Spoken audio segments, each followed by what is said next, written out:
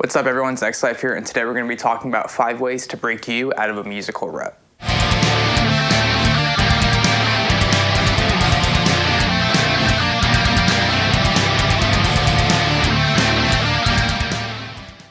It can be very easy to fall into the same repetitive patterns on a regular basis as a musician. We get stuck playing the same songs, rehearsing the same set lists, working on the same mixes for the album, practicing the same live set. You know how it is. So what happens when you fall into one of these cycles, or you fall into a moment or a couple of days, or maybe just a overall feeling of not making any progress, or feeling that you're just not motivated to pick up your instrument and practice anymore? Well, I fell into one of these recently. It usually happens sometime in December, January of every year, usually just from burnout or the fact that it's a new year and I'm ready for something that's more exciting, and maybe I'm just tired of what's going on. So I wanted to take some of my own personal experiences and some anecdotes from some other musician friends of mine and try to help you break out of a rut the next time that you fall into one yourselves. So one thing that I like to do when I fall into a musical rut is just change up tunings a little bit. You know, I don't really play in anything except for standard and E flat these days, between the stuff that I do here at home in the studio and YouTube and on the road with my band Evolution X. So picking up one of my guitars and restringing it and setting it up for a drop C tuning or a drop B tuning usually helps me break out of a rut, and I'll go revisit some songs that I haven't played in a while, or just kind of riff around and see if I can come up with something new. Putting your instrument in another tuning is a great way to break out of a rut because it forces you to break out of the regular patterns that you're used to, because in a different tuning your notes are now in a new place, and maybe you can open yourself up to new chord voicings. And doing a drop tuning where you have your lowest string match the same tuning as your 4th string to create a open power chord can open up some new voicings and scale patterns as well, since everything is now shifted by a whole step.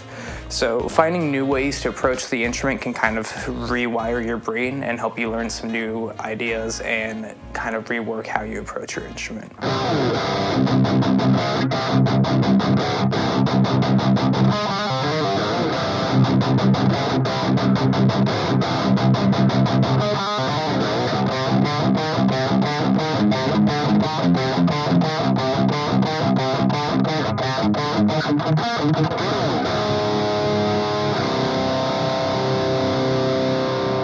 Tip number 2 for breaking out of a musical rut is to bring out an old friend.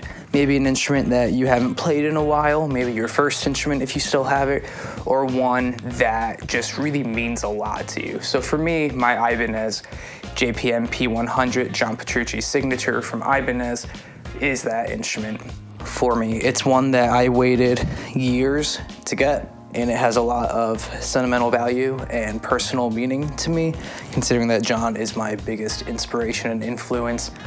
And this guitar commemorates my graduation from Berklee College of Music. It's a gift that I bought myself when I graduated last year. If you guys want to see more about this guitar, I'll link the video up here for you. But every time I break out this guitar, it inspires me to become a better musician. It inspires me to practice, get back to my theory and my technique, and it makes me want to play Dream Theater tunes, which definitely gonna bump you up a notch in terms of skill level.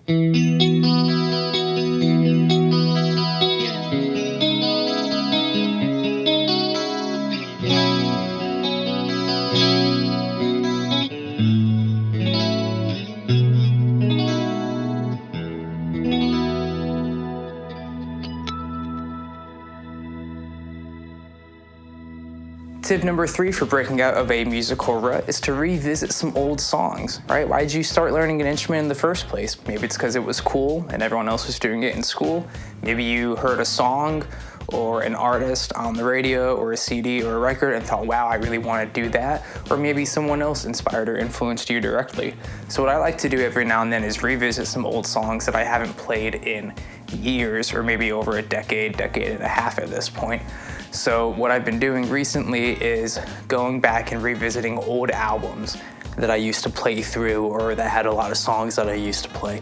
So for example, I would revisit December Underground by AFI and try to just play through it, or Minutes to Midnight by Linkin Park, and just play through the album. A lot of these songs are gonna feel really easy to you, especially if they're songs that you learned when you were first starting, because maybe they were a bit easier to approach or weren't as difficult as some of the things that you're playing now, or some of them might re-spark a new challenge because now you're learning how to play them the right way instead of how you thought they were supposed to be played back then, or maybe you were playing a simplified version or arrangement of it.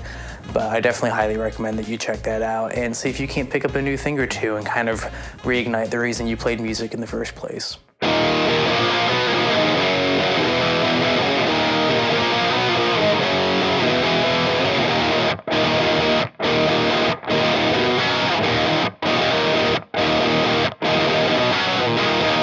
Tip number 4 that I have for breaking out of your musical rut is to try a new instrument. Maybe you have a piano upstairs that no one's used in years, or you have a banjo or mandolin lying around, or maybe you have those drums in the garage that your dad hasn't used in 10, 20 years. Why don't you go try it and see if you can approach that instrument with the knowledge that you have with your current instrument, and see if that can help spark some new ideas or help deepen your understanding of how that instrument works.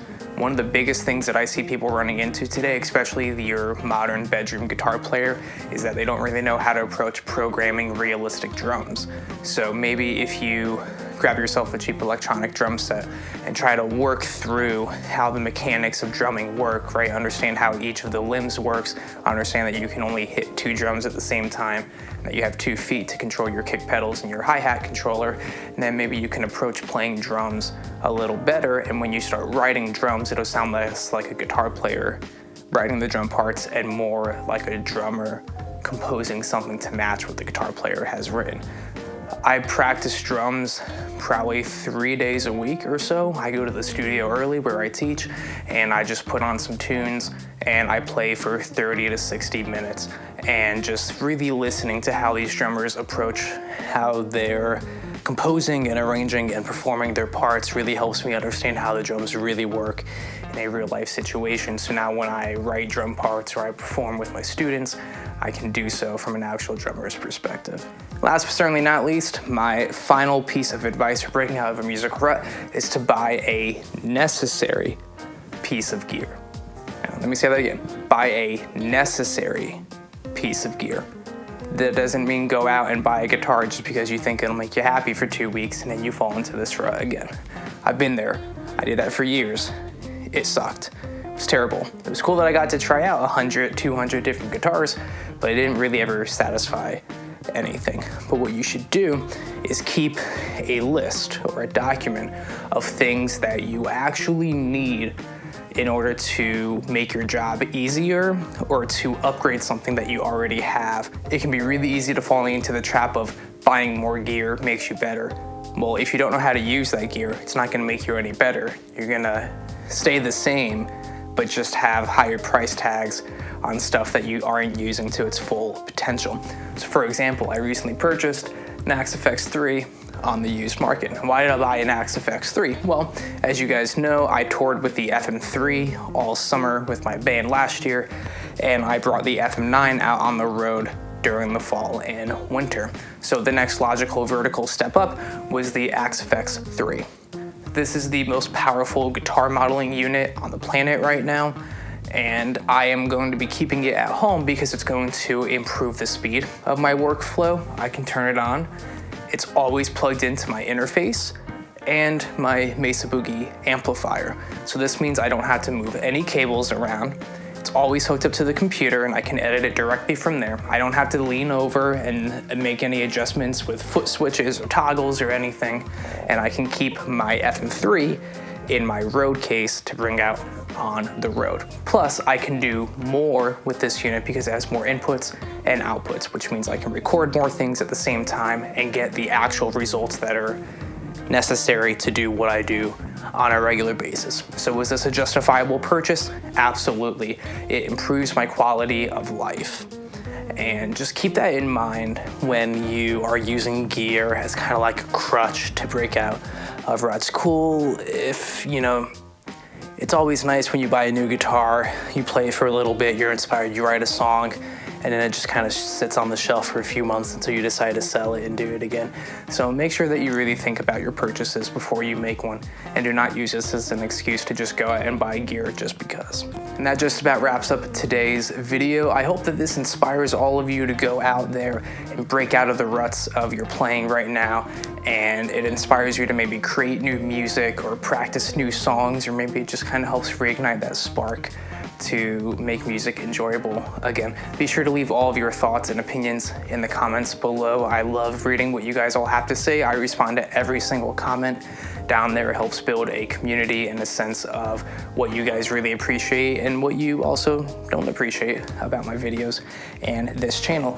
Hit that subscribe button. You guys know the drill by now. It helps me help you by putting out more content, getting more support from all of you. Until next time, everyone, keep on practicing and stay safe.